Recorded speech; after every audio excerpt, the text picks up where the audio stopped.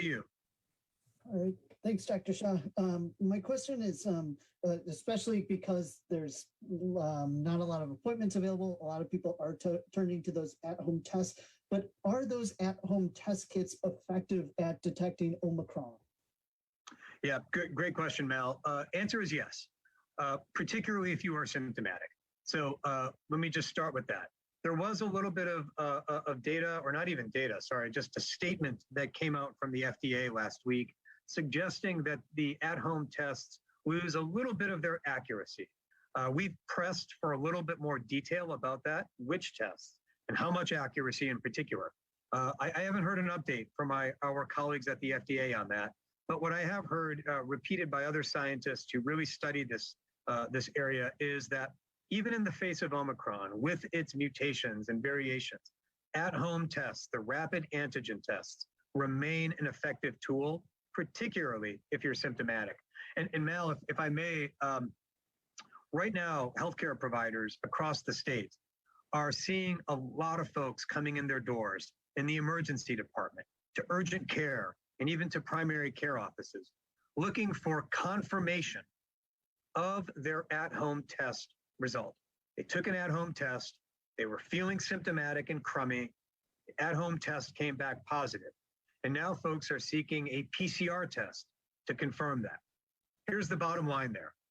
If you have symptoms of COVID-19 and you take an at-home test and it comes back positive, you do not need to seek confirmation of that result from a healthcare provider anywhere. You should take that result to the bank and start making sure you're isolating, staying home, wearing a mask, preventing others from being infected. Okay, and then I do have a follow-up to that, because there are people reporting online that they have been swabbing their nose with at-home tests and turning a positive or a negative rather. They're still feeling crummy, they're still feeling worse. Then they try swabbing their throats and they come back positive. Should people be swabbing their throats with at-home test kits? Yeah, great question, Mal, as well. So we've asked the U.S. CDC this, actually. Our top epidemiologist here at the Maine CDC put this question to U.S. CDC. And right now, the guidance remains that swabbing the nose or swabbing the throat are both effective. However, not long ago, a paper from some South African colleagues was published, or sorry, a preprint was put online. And the South African researchers found just what you indicated, Mel, which is that the back of the throat swab was superior to the nasal swab. Now, the US CDC has not changed its guidance on this officially. However, the strength of the data from the South African researchers warrants consideration. And given that if you're at home, it's 6 in one, half dozen the other, no matter where you swab.